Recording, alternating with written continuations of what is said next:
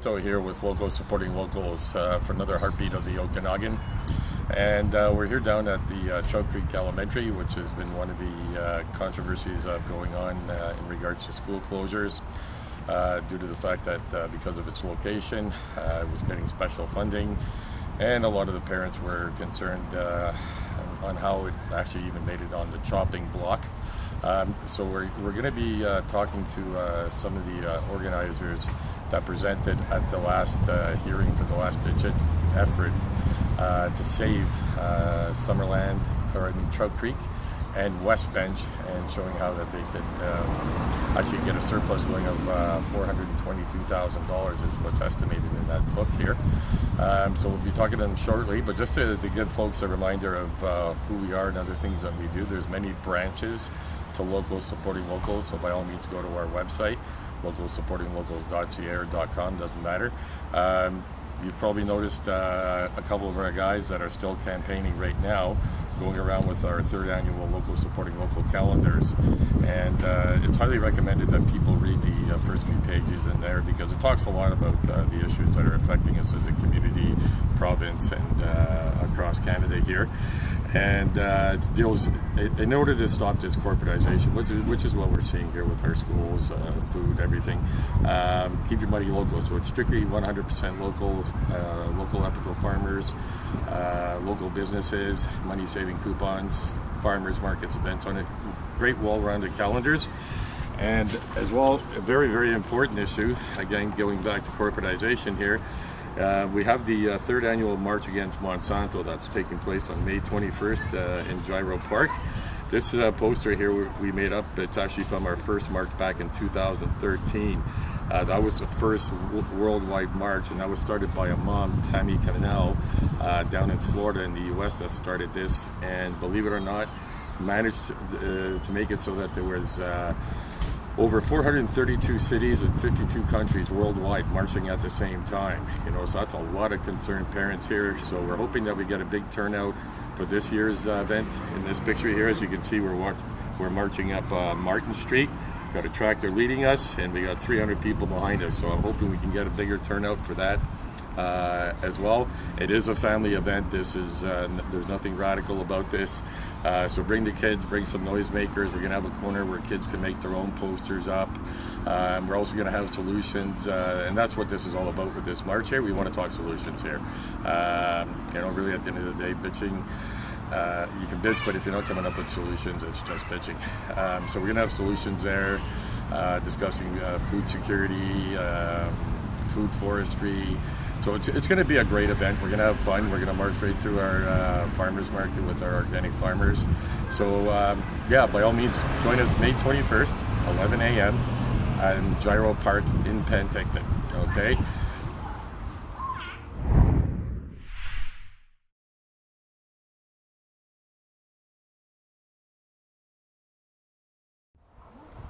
So again, Kevin here with Local Supporting Locals for the heartbeat of the Okanagan here.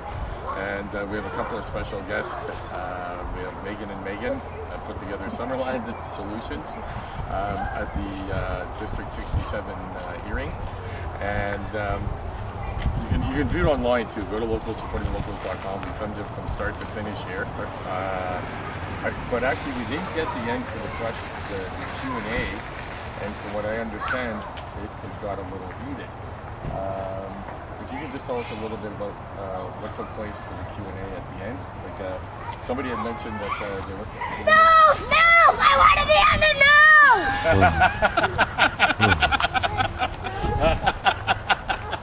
That's awesome. This is Carter. He's Hi, Carter. really proud of his school, and he really wants it to stay open. Do you really want the school to stay open? Yes. Do you love your school? Yes. Sounds pretty adamant to me. So can you tell us what went on for the Q&A? I think with the question and answer period, the board was following their format. So at the beginning, when there's presentations, the board listens to presentations, but they don't answer questions or respond at that time. And then for the question and answer period, that's meant for it to be not so much a conversation, but that's the time when the board is able to answer questions. So I think there was a little bit of frustration at that time because the format needed to be questioned.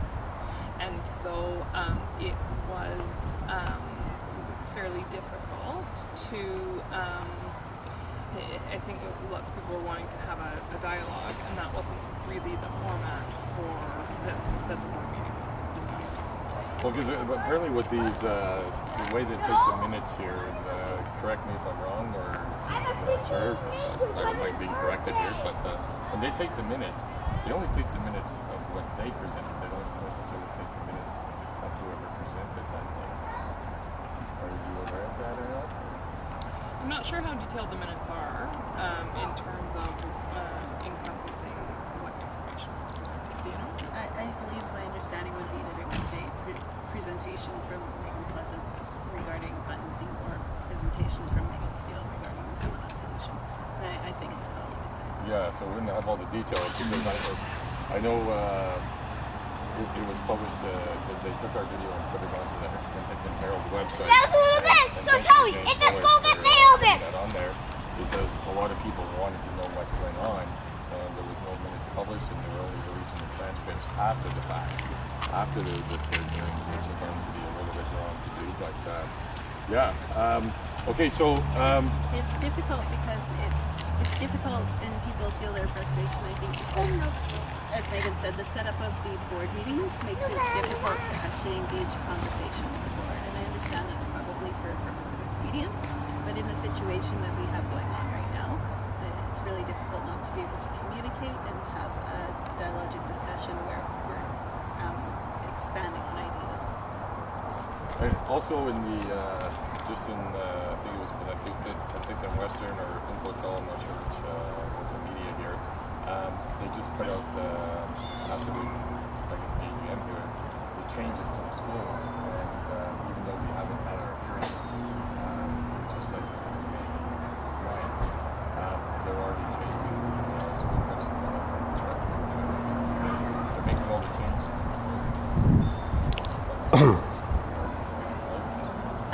I've seen the media release, I believe it was the day before yesterday, showing the principals have been shuffled around. There are some positions that will need to be filled regardless of whether or not the reconfiguration goes ahead in Summerland, with Dingle closing and some retiring administrators in the board office itself. So I think that it's probably prudent for them to go ahead and do those things right now, and then if the reconfiguration doesn't go ahead, which of course we hope that the schools will stay open and we can stay in the status quo, that they can maybe just make those couple of adjustments right in Summerland. So, Okay, perfect, thank you. Now, also something else that took place after these school hearings here was the annual annual, and this actually happens twice a year, where the trustees have a convention down in Vancouver at the 4-star Hyatt Regency, and coincidentally, like we just interviewed Bruce Johnson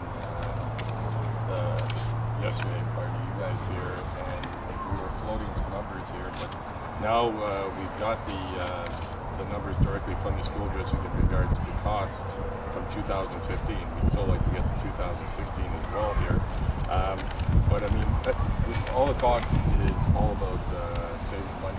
It's costing money for everything, and the one thing that was pointed out at the meeting is that it costs $6,000 there and the rental of the room for yourself. And when it came to the time for the trustees and the superintendent to talk, she pointed out that there's a few inaccuracies of which the room rental wasn't accurate, that the funds didn't go back to the school or something along those lines. But to me, I was just, at a $422,000, you just talked about saving here. You're worried about $8,000, right? So in here, if we had to base it on here, it works out to be, because the registration fees are $519. And again, this is for 2015. We're going to get to 2016 here. Just to register, it's $519. The hotel costs go anywhere from $576, and Planet Inn back then, actually the That room was for $768. Travel is going from, I would say, approximately $240 is what I see here. Miscellaneous goes anywhere from $100 to $135 per trustee and superintendents here. And so total expenses is roughly what we see here, $1,400. Might have to round it off to $1,500 per trustee and or superintendent or treasurer that went. So the grand total is $11,976. So that, and this year 6 out of the 7 went down, the superintendent and the treasurer, who are not don't have a vote or say in these meetings here, their costs are covered. And so if you put that together, so that's about $2,000. I mean, what are your thoughts on that? Because it sounds like a couple of kids that could go to school that year. Is that something that happens twice a year? Twice a year, yes. Okay, So we're looking at about $24,000 a year. Yeah. What were you saying about FTE? Yeah, $24,000. A child's full-time FTE funding is just under $8,000. So you can take 3 children, it's full-time education for a year that just got spent on a weekend, 2 weekends, I guess, or twice a year. And that seems like it's something that probably needs to be put in perspective in times like this, where they're looking at cuts or looking at closures, and it's really important to take things like raises and expenses and look at those places that can be cut as well. Maybe it's probable to send 2 representatives if they need to do things that can't be done online, and nowadays a lot of that can certainly be done online, those types of meetings. Well, and that's one thing that Bruce brought up in the interview in discussing that with him. He says, Kev, that's a good point, and it's something we really do need to maybe readdress here and see, about sending 2 down to represent. I mean, I understand the importance. You get all the trustees from across the BC here. They're all meeting and trying to be solution oriented. And like Bruce said, we may not all necessarily agree. But I can see some of the importance of this. But again, times are tough. We're strapping our belts here, so actually still going to work. For example. Well, and it's very important that when you take a $53 million budget and you're looking at closing a school over $500,000, which is less than 1% of that budget. So you really need to take a look at those fine details of what's costing money and say, is that in the best interest of the kids? Can we educate one more kid? That's a lot of money. Those are the benefits to the children that should be there, rather than the expenses to administrators. Well, and again, this goes back to something that James Miller had suggested, and is using a lot of the technology that they have out there, like Skype, and there's so many webinars now. You can have like up to 20-something, 50-something people all up on the screen, and so you still see each other and communicate, and maybe save on some of these travel costs and everything else like that. So just a lot of different avenues, I guess, our trustees and school districts could be looking at. And the government, the ministries, they all really support shared services, and I think that they have the expectation of school boards to come on board with those shared services, human resources, payrolls, expenses, online instant messaging for representative meetings and those sorts of things. But unfortunately, without the authority over the school boards, they aren't able to make them do it. So what are your expectations here? Because I was a little concerned when you guys presented. I was excited. I couldn't believe the job. Well done, ladies. You didn't have all year to put this together. And speaking with the Soyuz crowd down there too, we were down there last night for their education public forum. If need be, if they don't get the result that they want to go independent or private with their school. And both groups, both parents, businesses, everybody's working together here to bring up these solutions.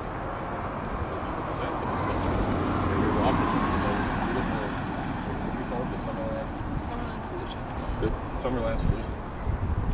Yeah, so beautiful presentation there, but I didn't see excitement from any of them on, hey, maybe we get to relook at this and maybe, we can rescind on this. Only Bruce got really excited and looked really impressed. So I don't have a lot of faith here, in potential, but I may be wrong because apparently they want to meet with you guys prior to. Yes, there's a meeting coming up. They've responded to a request for a meeting coming up in a couple of weeks.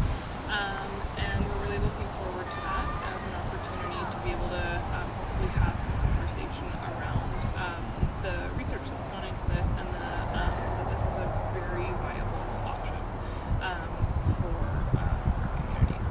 So how long is that prior to the meeting? Because the meeting's on May 9th and 22nd right now.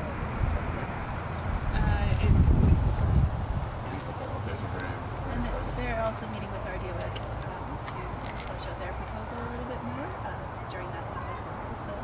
So we're looking forward to the fact that maybe there wasn't excitement right there at the table, but that they've had an opportunity to look over the research and look over the proposals.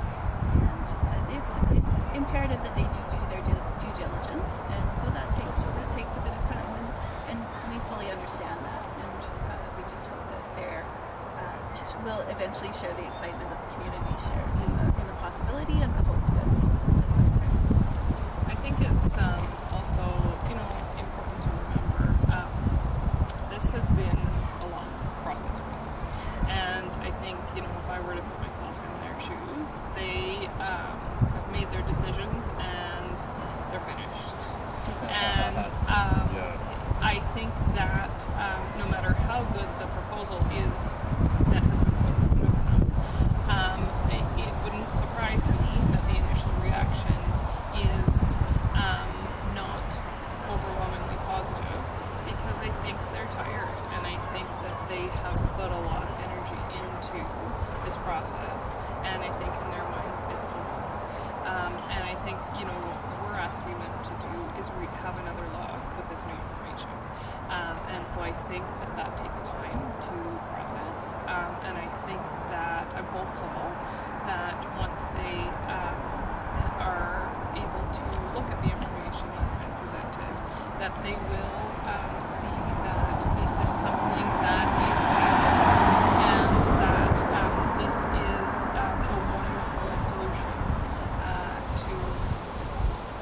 So I'm hoping that they can look at it with an open mind, even though a lot of energy has already gone into this process for them.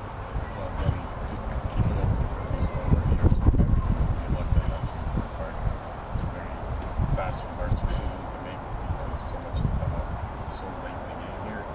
So you do need to take a step back. And so that's the way I feel. Well, and Meghan really emphasized in her presentation at the meeting on April 11th that we will assume, and we have to assume, that the board made their decision based on the information that they had at the time. And we don't feel that they had all of the information, and we feel that there is certainly a wealth of new information put on the table since they made that decision. So we're really hopeful that they will step in and just, keep an open mind and look at the new information that's come to them. And go with that. Perfect. Any last words, ladies? I ride Thanks this. for your coverage. You're very welcome. Support Locals has been supporting wonderful. locals is very happy to do this, and our goal here Can I ride is this, Mom? to help people to know as much as they can, not only what they want you Mom, to can I ride this? So that's why we're continuing Why? the coverage, making sure that we can document this. You can Can share I just, this. can I like just Use do that this? social media, our emails, so everybody can get the proper information. This? And our footage of these hearings is unedited, so you can do it for yourself. Mom, Yes, can I some of just them do could this? take an hour and a half, but it's worth it. Can I just do You like can watch this? it while you're making dinner Can I do and for the kids and the family. this? It's imperative. Personally, I would love to see it. Like Osoyo's, they had over 500 at their last hearing, and there was a whack of people outside. They had donuts, Mom, they had blankets. I mean, I they don't made this a mean family event. literally. They showed support I like just crazy. mean, like, So hopefully doing this. people up Penticton or South Okanagan, that's part of the Can I school do this district one? 67, can come on down. Yes, I know it's in the small room, but I did talk to Bruce, and if need be, he says, I think we can accommodate both of the other big Yes or no? events." So Great. Yeah, I think we that look would forward rock. to that. get your buns down here. These ladies did a lot of hard work for everybody, and so We have a group working hard. It's really amazing group of people, amazing group of citizens supporting the effort. Yes, it reminds me of that concept of the local supporting local, and it's not something new. I didn't invent anything here. I'm just reminding us the way we used to be. That's all it is here. And the people united can never be defeated. Thank you, Kevin. Thank you. Thanks for having You're us very today. welcome. Thank you.